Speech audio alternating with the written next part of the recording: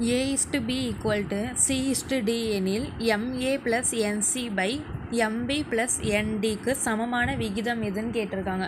இப்போ A is to B A by Bன்னு எழுதிக்கலாம் equal to C is to D C by D.